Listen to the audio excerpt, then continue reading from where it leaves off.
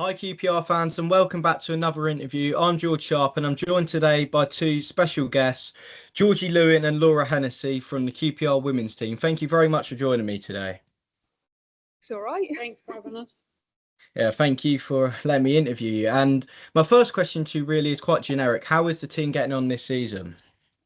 I think this season is actually going really well. Like, we're bonding well on and off the pitch, which is something we haven't really seen too much in like the other seasons. But I think we've got quite a big age range this year, which is a little bit different as well. And the younger players bring a bit more energy, and obviously the older ones bring a bit more experience. So it's quite nice this year we see each other that much more often as well. So yeah, I think we're pretty good this year. You know, you led perfectly onto my next question, really. I know quite a few QPR fans wouldn't be too familiar with the QPR women's team as much as the men's team. So I kind of just wanted to, what is a run through of your week? Like, how does training work? How many times do you play? I think today is a Tuesday, so we're on game day +2. So we play on a Sundays. That's, I think, probably the main difference between the men and the women. And then we'll go into, so tonight will be quite light, a lot of technical work. And then tomorrow we look at more game stuff, sort of 11v11.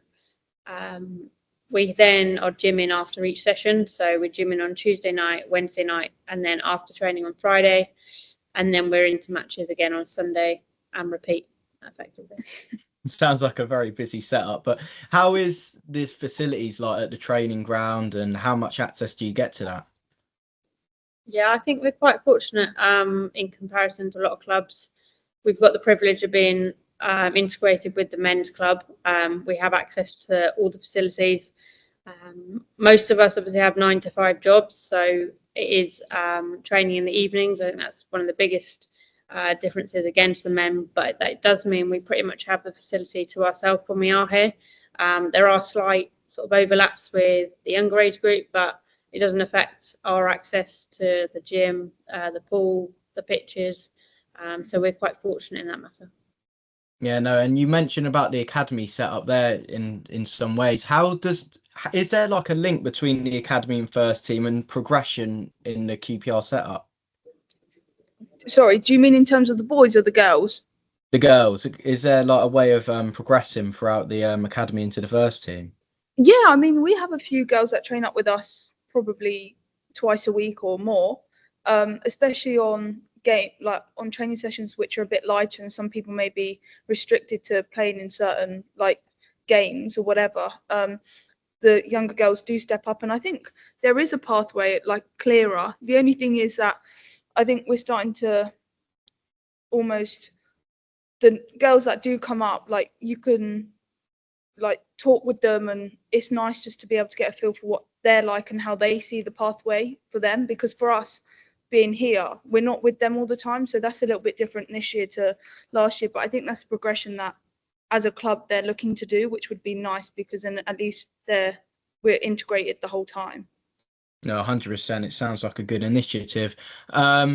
My next question was really like, what sort of level is the QPR women's team playing at the moment? Because I know the tier list in men's football is quite specific. Your Premier League, Championship, League One, League Two. So what sort of level is your team at the moment compared to the likes of the WSL? So I think, as I said earlier, we've pretty much all got 9 to 5 jobs, unless we've got a couple, 1 or 2 maybe, that are at uni. So their hours are slightly different. But we are ultimately working full time, and then this is it's still a hobby, I guess, because we're not being sort of paid as such. Our hours aren't being paid. We get contributions towards being here, which is a new sort of step up for the club and the women. But yeah, I think that pretty much covers it there.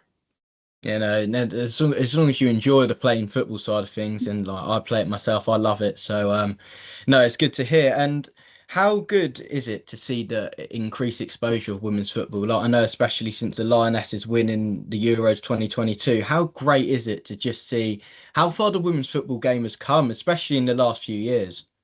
You know what? I think is that, like, if you were to look back a few years ago, you would never believe of how far it actually has come. And I think the fact that obviously England won the Euros, I think that's a massive stepping stone in like a turning point, just for not just for our team, but for even grassroots teams, and for the amount of girls that actually want to get involved in football.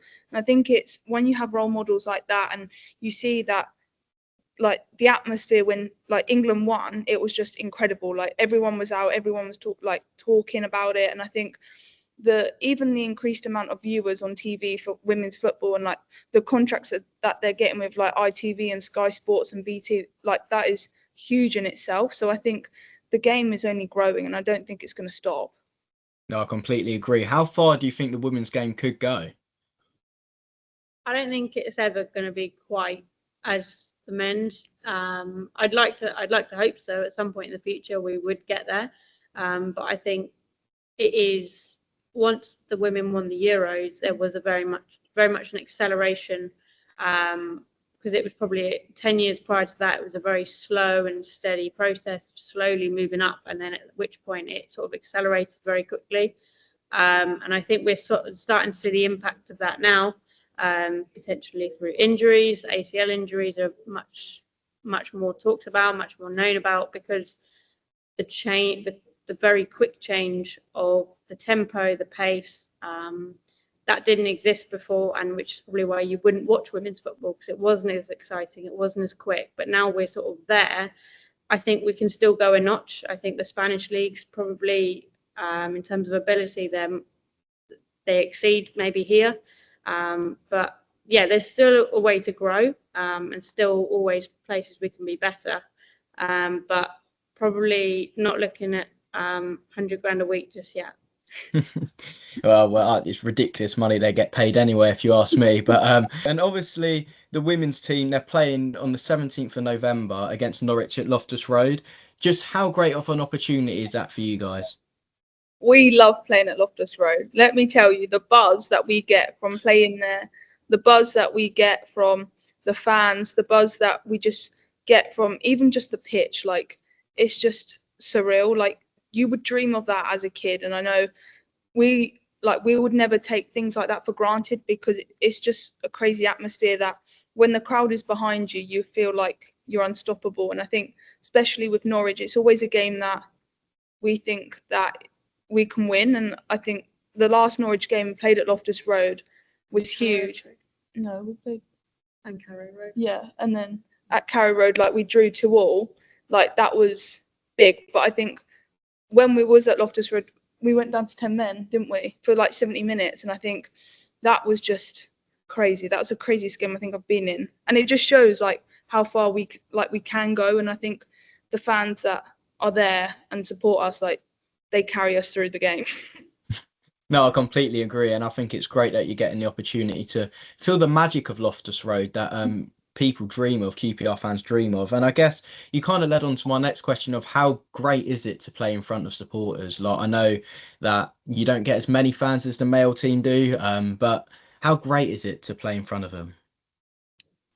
You know what? They come out of their way on a Sunday. They could be sat at home in bed in the warm, and they come and stand out and support us in the cold, which it means a lot, because, as you say, we don't get certainly as many as the men, but there are people, we get fans that are there week in, week out, and they, regardless, no matter where in the country we are, they will find a way to come and support us. And I think it's big, because we don't take that for granted. If we get 3 fans, that's great. If we get 300 fans, amazing. But I guess we don't forget the ones that are there each and every week to carry us through the games.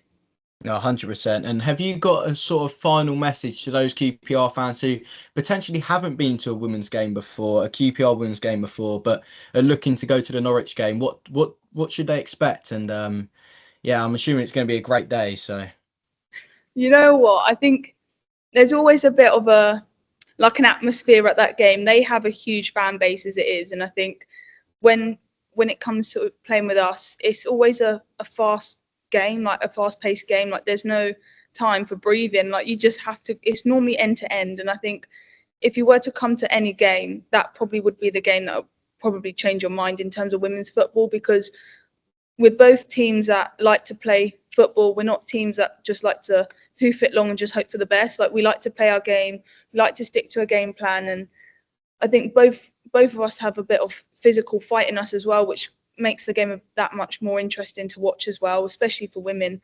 But again, I think it's just the atmosphere. They've got a loud fan base. We'll have hopefully a loud fan base too. So I think, and on the pitch, the football does the talking. So I think definitely it's a game to watch. No, 100%. It seemed like a game that anyone should be looking forward to. So, Georgie and Laura, thank you very much for joining me today. I know you've got in early for your training, so thank you for that. I've enjoyed it. Right. Thank you so much. Thank you, and come on, you ours. You ours.